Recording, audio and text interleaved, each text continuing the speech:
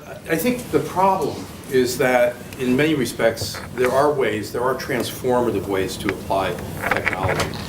And in this case, even though in this context of the session you might think that I'd be talking about transforming teaching or transforming the classroom, I'll probably spend most of my remarks on the way I think this transforms people's behaviors and expectations that set the context within which we teach.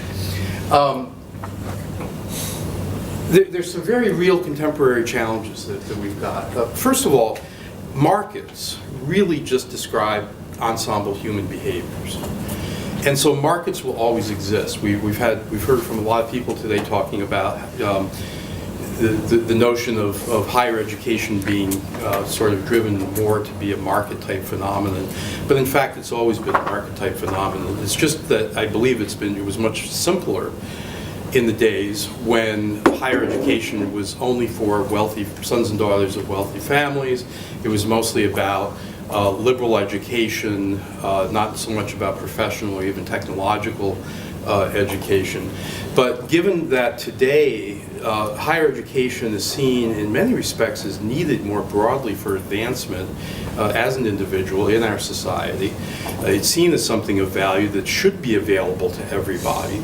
And through the public funding of education in the US and in other countries over decades, we created the expectation that it would stand as something of value to everybody. We now have a much broader market available for higher education, which introduces more opportunities for different types of market forces to work on it. Now, I also wanted to draw this distinction here between digital tools and network digital tools.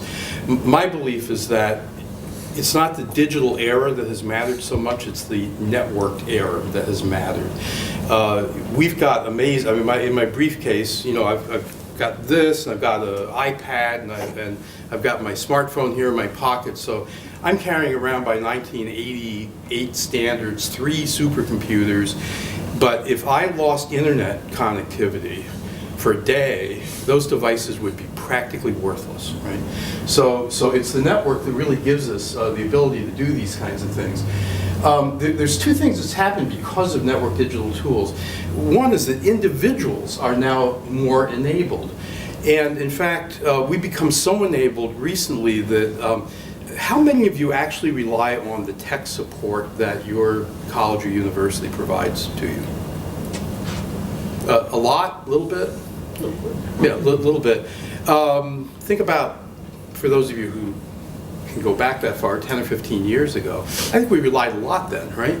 We're becoming our own tech support. We can go find digital assets and tools anywhere in the world that are available online. And we can make use of those things. So we're our own revealers of now a very rapidly expanding set of knowledge assets and tools.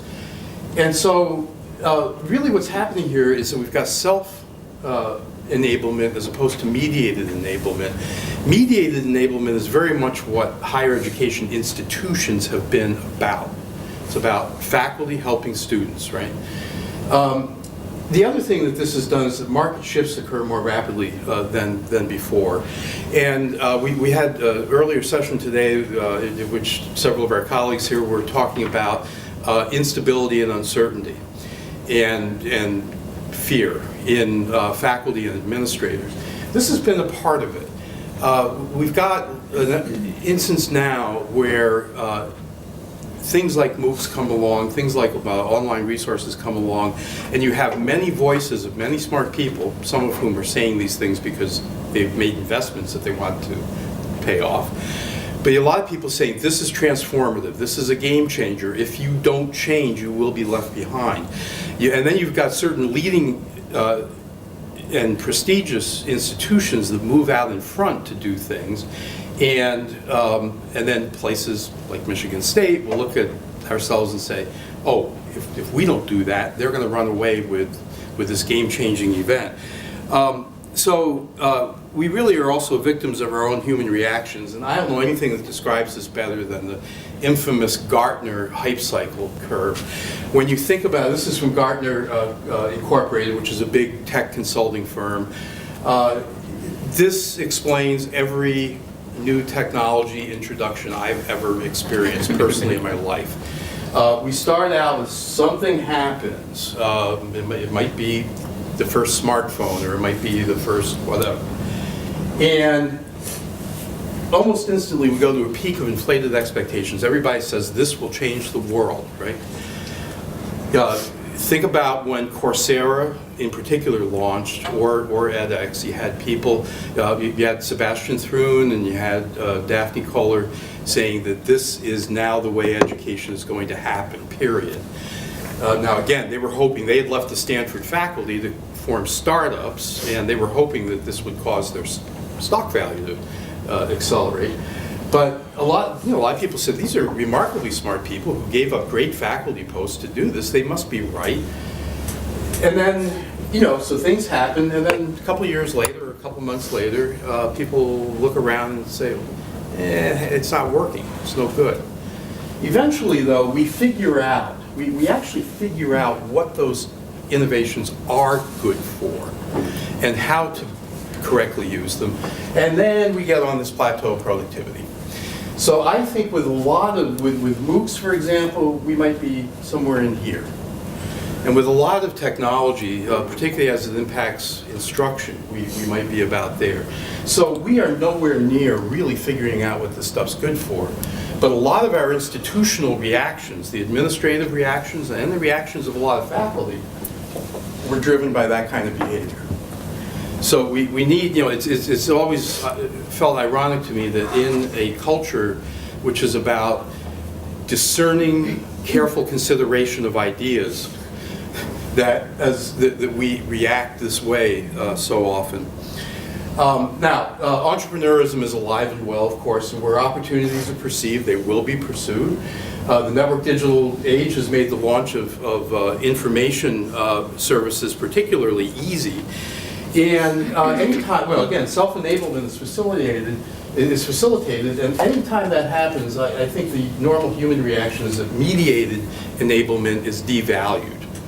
So, it's sort of like, well, if you can just go out and learn all this stuff on the internet, why do you need to sit in the classroom? Why do you need faculty? Well,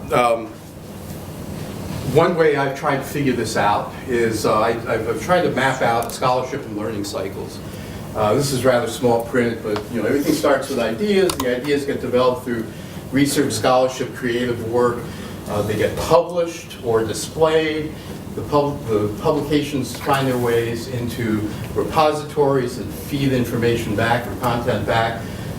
Some of them, ideally all of them, eventually would wind up in archiving and preservation services, instruction, and ultimately there's learning and understanding, which creates new ideas.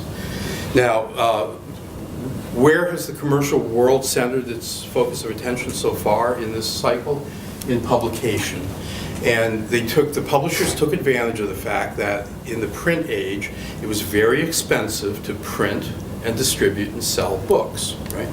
So they created a wonderful bottleneck point up here during which they collect rents for economic rents from us in all different ways, right? First they collect the intellectual property rights, and then they sell the books or they license them to libraries or whatever, but they have lots and lots of different ways they've figured out how to collect rents. Interestingly, the next place that they've turned is instruction, right? So, and I think that there's a reason for this. First of all, this one also in the digital age where you can reach anybody anytime on the internet, that becomes easy. And it becomes particularly easy if all you think about here, and this is why I have a distinction between these two things, is instruction. But I think what we're really after in higher education is learning and understanding. And that's different from instruction. It begins with instruction, but it transcends it. I think they can go after this pretty easily.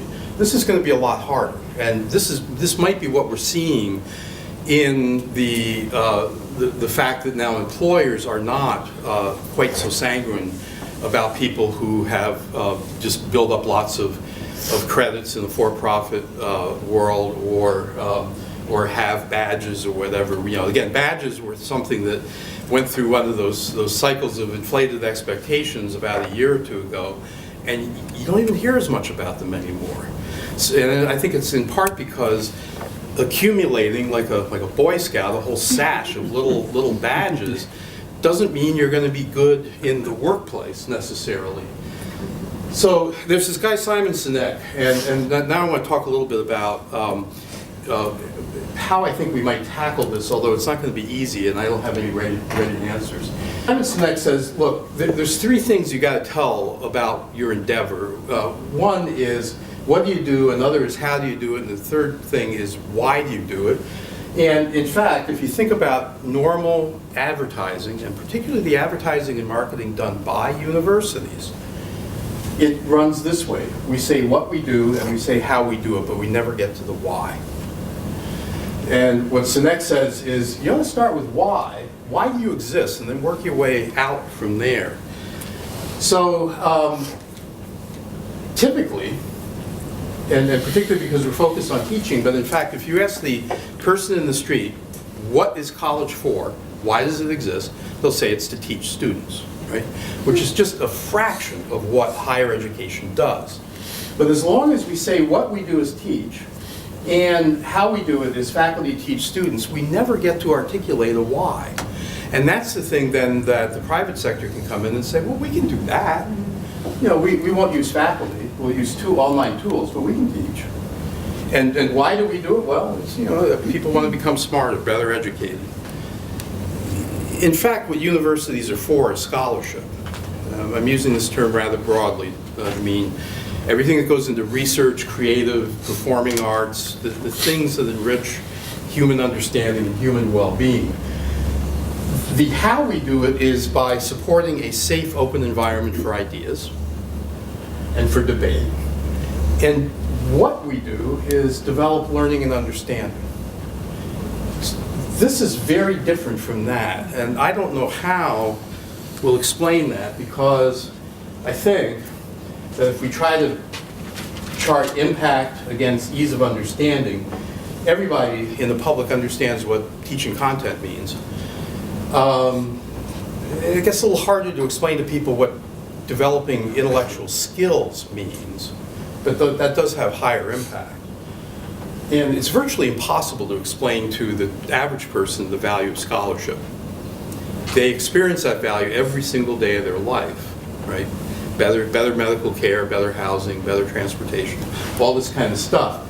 So huge impact, but very, very difficult to explain.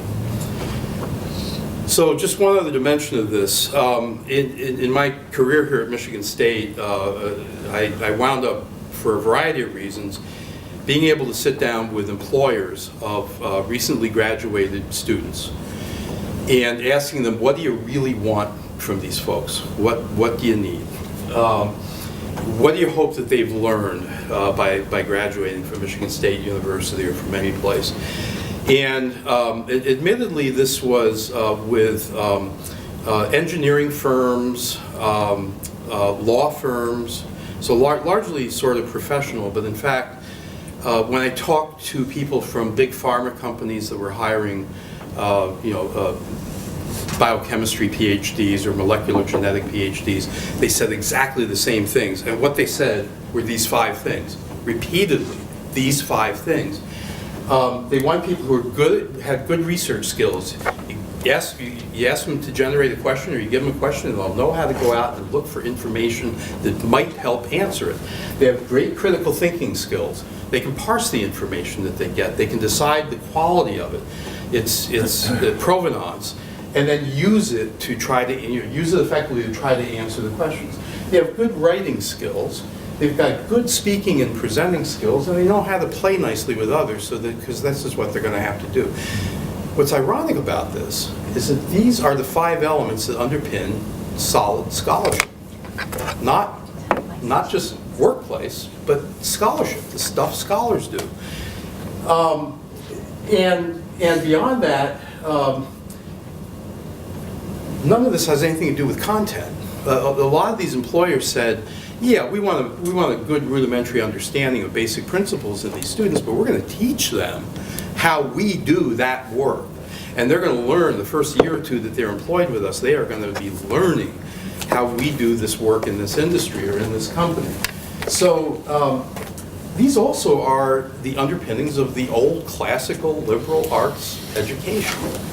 But somehow we've managed to drift away from this. So I think we're, in many respects, the cause of some of our own problems here. We could do well to strike a different balance. Right now, technical skills and content knowledge dominate the curriculum, almost any curriculum in higher education. We should be figuring out how to build in intellectual and behavioral skills in a greater balance, not, balance these two things. This you can teach online.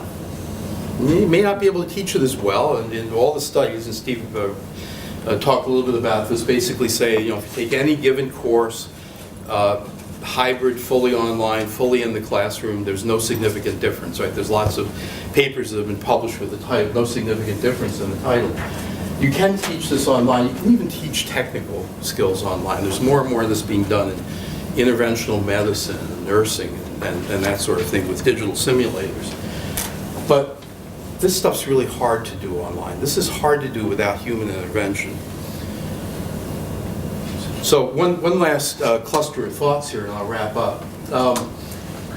I think the other thing that's happening here is that we're moving from a cloistered model of the university to a global model. And I'll say a little bit more about this on the next slide. I think this is the real impact of the network digital age. There's been a shift of responsibility then for individual institutions from building the best possible local campus to contributing meaningfully to a global environment for scholarship. It is impossible today for a single campus to deliver everything that the students and faculty on that campus ought to have, right? Because of the internet, you can go out and get resources elsewhere. You should go out and get resources elsewhere. So as a result of this, and then this also means that we're all being measured against global frames of reference rather than local frames of reference. The only words I have to describe this is that I think we've classically thought of our colleges and universities as containers. Containers like a jar or a bucket with impermeable sides. We put faculty and computing resources and library content and great classrooms and labs into the container, and we pour students in, and everything happens inside that container. That's not the case anymore. Nowadays, our institutions are a context for learning. They're a context for scholarship. They're not a container for it anymore. And they're only one of many such contexts that a scholar, faculty, student could experience, and in fact do experience. Probably our best, if you think about active learning and having students that are really engaged, our best students aren't just showing up in our classrooms. They are going online. They are using resources that are available on the web from elsewhere. They're going to other campuses, possibly taking courses at other universities. They're going on study abroad experiences, or they're spending time interning with a company. They're having all of these experiences from other contexts. So one of the challenges I think we have today too is that as long as our presidents and others concentrate on building the best container, and a lot of them are still working on that, they're going to miss out on building the best context, which necessarily recognizes two things: that their faculty and students will go outside of their container to gain what they need to gain, and number two, that they also have an obligation to help contribute to this global ecosystem of learning and scholarship. So in summary, I think part of what we need to get back to is to reassert the core purposes, the why we exist. We can't compete if we say we just teach students, that's what we're all about.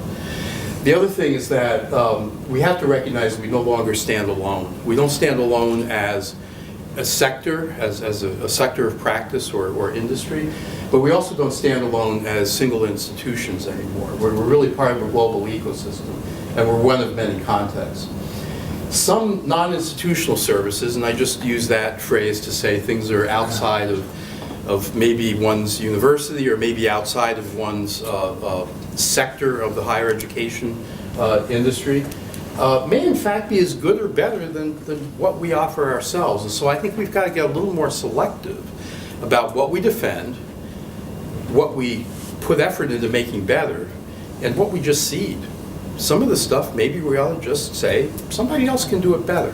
Let's expect that to happen, or let's help that to happen. We definitely have to become more efficient. I think that a lot of the things that faculty hold very dear actually can be a waste of their time. Teaching remedial courses. I remember, I don't know if it's this way at Michigan State anymore, but I remember a time when we lamented the fact that so many of our undergraduate students arrived on our doorstep grossly underprepared with mathematical skills. And the answer to that was to ask the math faculty to teach remedial math classes. Well, I don't know how many, any mathematicians in the room? I'm married to one. Okay, well, so you can maybe validate this. In my experience, people that become faculty in math, their brains are wired differently from the rest of us.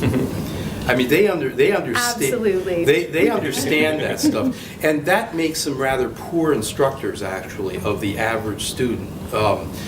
Well, maybe, but I've watched them teach students who go on to become math faculty. They're brilliant with those folks because they're understanding the frameworks the same way. But I'm not sure that that's the best use of a theoretical mathematician's time to be teaching an undergrad who's struggling. So in some cases, you know, we want to be selective and focused about what we do with our assets. And defending the whole package just because it's the traditional package, I think can be a mistake.